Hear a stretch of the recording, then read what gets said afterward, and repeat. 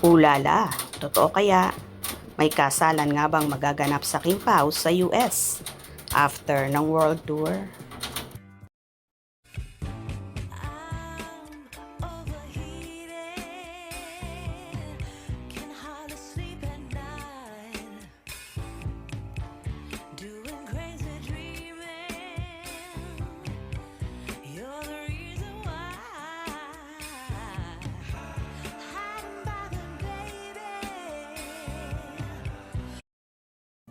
Pati kami ay nag-aabang kung magkakatotoo ang pinag-uusapan ng Kim Pao fans ni na Kim Chiu at Paolo Avellino. Nang ending ng world tour nila ay ang kanilang pagpapakasal. Sabro daw ang kasal ng dalawa. Kaya sumunod sa actress host. Ang kanyang mga kapatid ay para sa kasal nila ni Paolo. Sumunod na rin daw ang mga parents ni Paolo sa ibang bansa kung saan naroon sila ni Kim para rin sa kasal. Gusto raw ni na Kim at Paolo na present ang family nila sa kanilang kasal, kaya pinasunod sa kanila. Sa convo ng mga fans, parang siguradong sigurado sila na may kasalang magaganap kina Kim at Paolo. At tinitiyak nila na pagbalik ng dalawa mula sa kanilang world tour, mag-asawa na sila. Mrs. Paolo Avellino na raw, si Kim Chiu. Dahil sa mga nababasang ito, mula sa fans ng dalawa. Waiting na rin kami sa update. Baka nga totoo. At tiyak naman na kahit nasa ibang bansa sila, makakarating din dito ang balita dahil na rin sa kanilang mga fans na nakaabang sa bawat ganap ng magka-love team.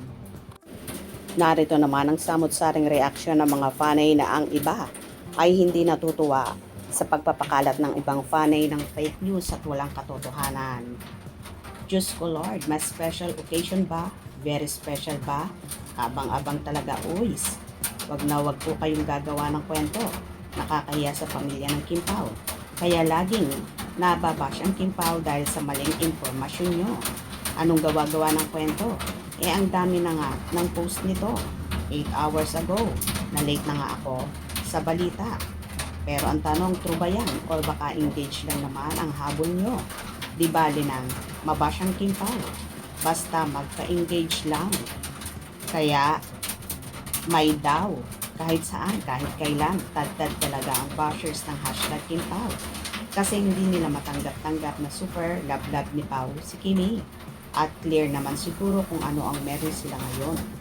No need nang i-public. Kung smart ka, alam mo at ramdam mo na sila na. Fake news po yan, imposible na pupunta ang family dyan. Pinas nga, hindi pumupunta sa ganap nila eh. Kaya nga po, nakakahiya sa pamilya ni Pao at kay Kim na din. Sana antayin na lang kung ano po ang magaganap. Huwag na pong inuunahan. Wala tong pag-asa. Pa-help na lang i-report ang account. False information po ito. Sino pong source niyong legit po ba yan sa Pilipinas? Nga na di makapunta ang family ni Pao sa event nila sa Canada pa.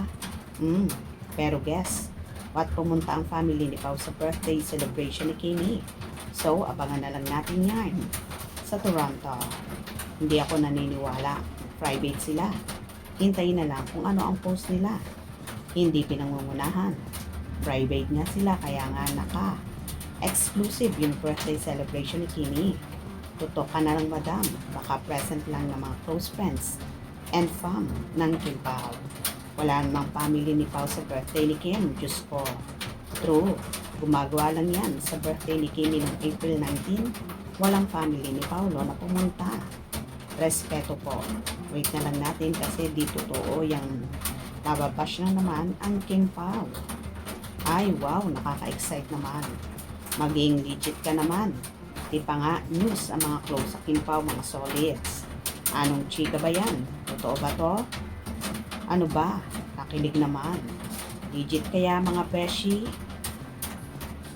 Oo nga, palagi nilang pinangungunahan ng Kim Pao. Kaya palagi namang nababash sila. Lalo na si Kimi. Sana kung magbalita sila ay totoo. Huwag masyadong mag-post ng fake. Cloud chaser sila. Nakita at nabasa ko nga sa mga post ng mga Kim Pao solid. Nakatambay ako sa ex-girl Bago mo kasi balita, sure ka dapat. At saan mo naman nabasa yan? Correct, maging legit siya. Ayusin mo nga yung mga post mo. Kaya nga ibang kaking Pao galit kasi tahimik ang family ni Pao. Konting respeto naman kay Pao kung wala pa naman totoong balita na nandun ang family niya. Kaya naiinis ako dito sa mga post niya makapag-post lang kasi kikita. Kimpo ako, pero yung iba, uto-uto na sa post niya. Huwag nating pangunahan pag hindi naman mangyayari. Labas naman ang mga basher. Hintayin na lang natin kung magkakatotoo, man-happy tayong lahat. Yun na nga po, baka may gumagawa na naman ng fake news. Wait na lang natin kay Pao mismo. Manggaling. Be observant. Please don't spread fake news. Kawawa ang memes natin. That's not true. Word tour po ang ginagawa ng Kim Pao. Word tour related po yun. Wala ang fam ni Pao doon at only JP and wife ang andon for love Kim Pao. Just post yung true lang para good vibes. Gusto ko nang hilahin ng araw. Sabik na ako kung anong okasyon sa Toronto announcement na sigurado ang wedding.